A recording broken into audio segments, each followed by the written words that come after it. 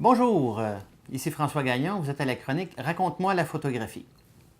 Cette semaine, phénomène un petit peu particulier de la photographie faite par des gens aveugles. Je dis bien aveugles. Certaines vont être par des faibles voyants, mais essentiellement, on parle ici d'un bonhomme que j'ai découvert il y a quelques années. J'espère qu'il va m'excuser pour son nom. Il s'appelle, je crois, Evgen Bavkar. Alors, il y a des petits points en haut, un petit triangle inversé en haut du C. Là. En tout cas, si quelqu'un peut me corriger, ça me fera plaisir. Donc, ce monsieur qui est né en Slovénie en 1946 a connu une enfance, on pourrait dire, avec certaines épreuves. Il a perdu par 2 accidents successifs, un à l'âge de 9 ans où il a perdu un œil, et par la suite, il y a eu un autre accident à l'âge de 11 ans où il a perdu son 2e œil. Il est totalement aveugle. Donc, il a appris le braille et s'est intéressé aux études. Il a continué, maintenant il travaille pour le INRS en France, donc Institut de recherche, donc un bonhomme qui a poussé les études très loin. Mais à un moment donné, il est aux études dans la vingtaine et il y a un ami à lui qui doit quitter la région pour aller étudier. Je pense qu'il allait aux États-Unis ou en France étudier. Alors, il dit, je vais m'ennuyer de toi, tu sais, puis quand je vais parler de toi à mes amis, tu sais, je ne pourrais pas dire, je vais t'inviter à souper. Ben, il dit, prends-moi en photo.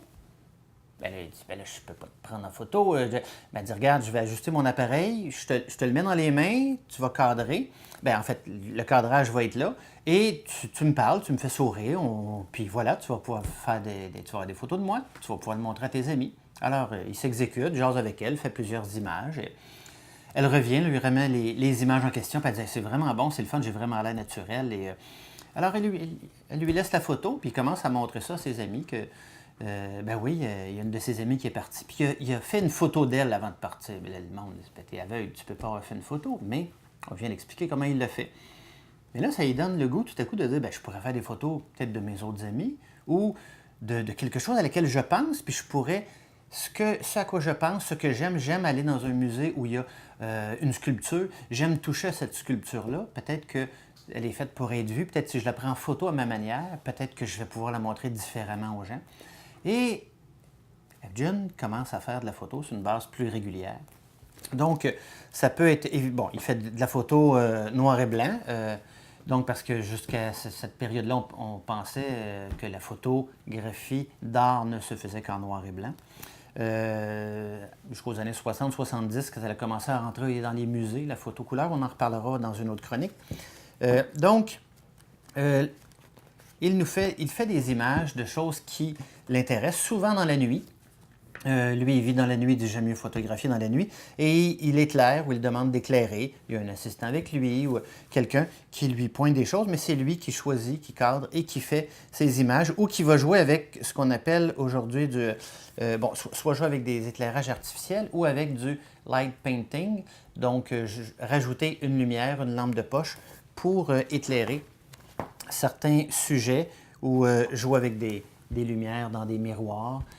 Donc, Evgen fait de plus en plus de photographies. On lui consacre des expositions un peu partout en France et en Europe.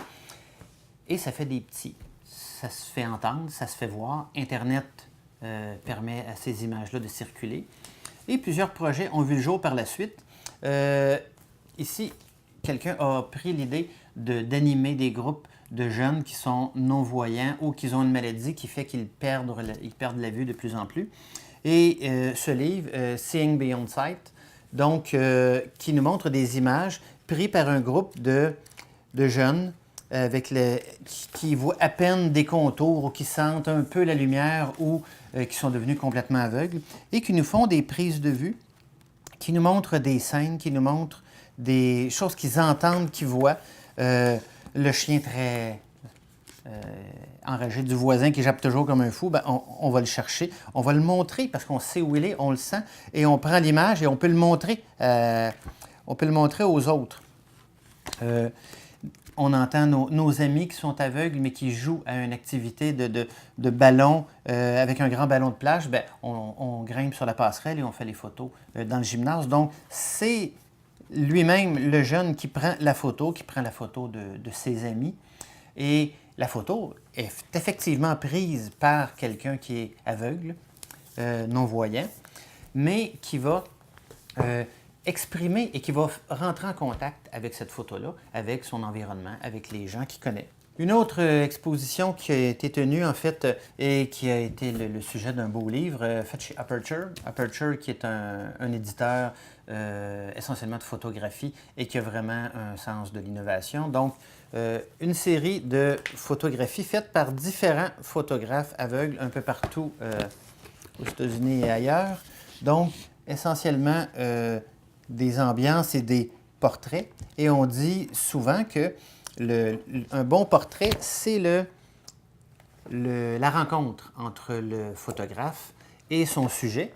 Et évidemment, si le fruit de la rencontre a lieu, si on sent un bon contact avec son sujet, qu'il est à l'aise, on risque de faire une photo qui va être justement, qui va parler, qui va avoir de l'émotion, qui va rendre la personnalité du sujet. Donc, ces gens-là vont jouer avec ça, mais vont jouer aussi avec des ambiances, rajouter des éléments, je me sens loin de lui, je vais me mettre un grillage entre nous. Donc, créer des images qui peuvent contrôler jusqu'à un certain point. Mais en même temps, on est très près de la photographie contemporaine, ou en photographie contemporaine, on se dit tout a été montré, tout a été vu, on ne veut plus montrer quelque chose, illustrer ou simplement documenter, mais on veut interpréter, hein? On veut dire, raconter quelque chose par la photographie. Bien, c'est ce que ces gens-là font, à la seule différence qu'eux n'ont pas accès à voir l'image qu'ils ont produite, mais l'image qu'ils ont produite se retrouve sur un mur, va rencontrer un public et ils peuvent échanger sur l'image qu'ils ont faite, même si eux n'ont pas accès à la voir. À un point tel que ça a été jusqu'au petit livre que j'aimerais vous montrer, mais que je n'ai pas été capable de trouver. Il y a eu une exposition au California Museum of Photography. J'ai trouvé ça sur Internet. Cette exposition-là a eu lieu en 2009. Ils ont consacré une exposition aux photographes aveugles. Ils ont fait une publication, mais ça a eu tellement de succès que la publication a été toute vendue en dedans de quelques mois. Je n'ai pas pu en avoir d'exemplaires quand j'ai découvert la chose. Donc, la photographie est un outil fascinant qui peut être utilisé de toutes sortes de façons, mais c'est surtout un lieu de rencontre entre deux individus, entre un public et entre le photographe. Et si on a la chance que les deux sont dans la même salle au même moment, ça crée des échanges très riches. Donc, les photographes aveugles ont découvert ça. Et voilà, maintenant, ils peuvent, par le biais de la photographie, rencontrer leur public, rencontrer des gens, échanger sur ce qu'ils vivent, ce qu'ils ressentent, les émotions. Ils peuvent se faire dire, moi, dans la photo qui est là, je vois telle chose. Le photographe dit, je ne pensais pas que j'avais mis ça dans la photo. Qu'il soit aveugle ou pas, ça nous arrive nous-mêmes. On fait une belle image, on la met au mur et on se fait dire par quelqu'un, moi, je vois tel élément dans ta photographie, et nous, on ne l'avait pas vu au départ. Alors, la photographie reste un lieu de rencontre magnifique pour tout le monde, voyant ou non-voyant. Merci, à la prochaine chronique la semaine prochaine.